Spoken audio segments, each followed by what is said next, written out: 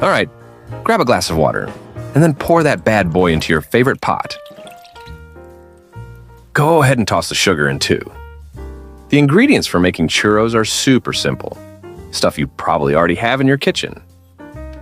Okay, take another half teaspoon of salt, add it to the pot, and stir everything well so that the sugar and salt dissolve completely in the water. Now just add some butter. Chop it into small cubes if you want, but no big deal if you don't. And we can fire up the pan on medium heat. Just hang tight for the butter to melt. It's pretty speedy, takes about a minute. Then give it a good stir to mix things up. When the butter and water are on the verge of boiling, it's time to add the flour. Grab a cup of flour and dump it straight into the pan. Then toss in 2 extra tablespoons for good measure. Take your wooden spoon and get stirring. Whip that mixture like you mean it, fast and furious, to avoid any lumpy surprises. At first, the dough's going to be sticky, like a reality TV drama, but keep at it. Mix until it magically pulls away from the pan and forms a smooth ball. That's your 3 to 5 minute arm workout. It'll feel a lot like Play-Doh, just less colorful. Transfer the dough to a clean bowl and let it chill for 5 minutes. Spread the dough around the bowl to help it cool faster. Work smarter, not harder. Cooling the dough before adding eggs prevents them from curdling and ensures they incorporate smoothly. While the dough takes a little nap, let's crack on with the eggs. Break 1 egg into a bowl. Give it a good whisk, like you're mad at it. Later, we'll slowly introduce it to the dough, bit by bit, like a cautious first date, so things don't get all soggy and weird. For the second egg, there's no need to tiptoe around. Just crack it straight into the dough and get mixing immediately. Honestly, I'm pretty lazy, so I let the mixer do all the hard work with those fancy dough hooks. But if you're feeling heroic, grab a spatula or a wooden spoon and go old school. At first, your mix might look like it's having an identity crisis. Part liquid, part solid. Just keep mixing and they'll eventually play nice and turn into a smooth, happy mixture. Give each egg its moment to shine. Blend it in fully before the next one joins the party. It's getting there, but the dough's still a bit too chunky. Time to call in the egg again, only this time, not a whole one. Just a bit of the beaten egg. I'll throw in about half for now, and then we can always add more if we need to. Oh, the dough's turning lumpy again, but no worries, we can handle this. Just keep mixing. It's definitely better, but still a bit too thick.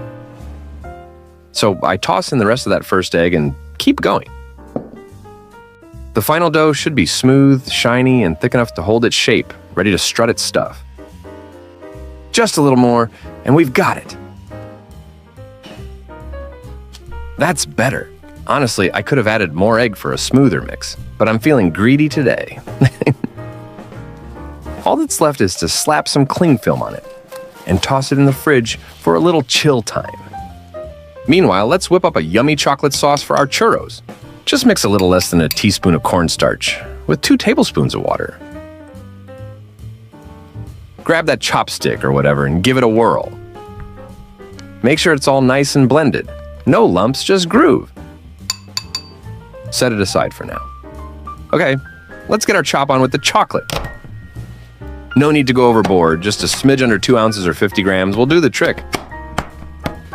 I'm all about that 70% cacao dark chocolate life, but grab whatever chocolate you got lying around.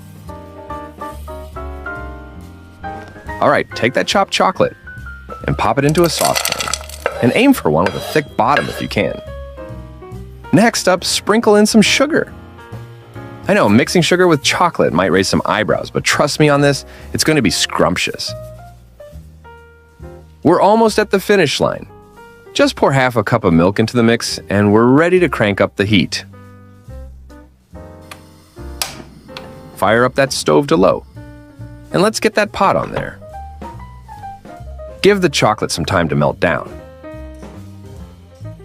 Feel free to give it a gentle stir now and then. We're aiming for a smooth, thick chocolate mixture that's evenly blended and utterly tempting. Now's the perfect time to add that starch. But here's a little tip. Mix it well before you fold it into the chocolate. Go ahead and pour it in, and the starch will work its magic, thickening everything up and giving your mixture that extra creaminess and density we love. Let it cook for just a minute or two until it thickens into a lovely creamy texture. Alrighty, let's pour that yummy sauce onto a lovely plate.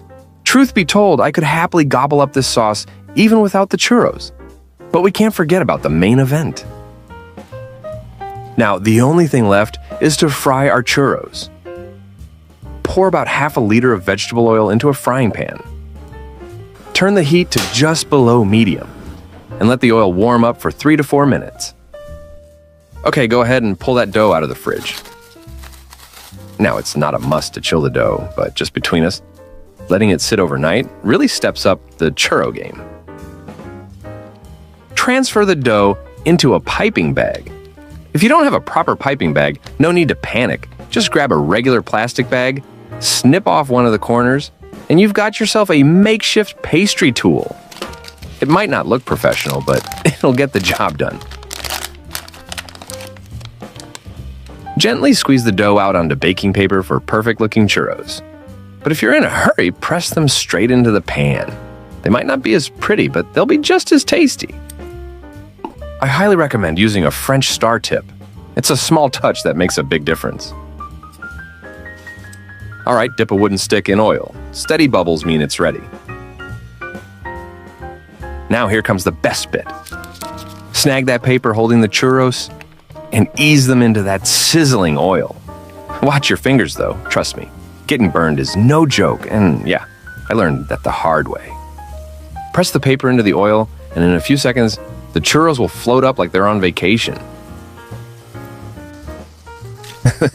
Oops, I'm not very good with chopsticks, and the tongs just can't grab the paper tightly enough to pull it out.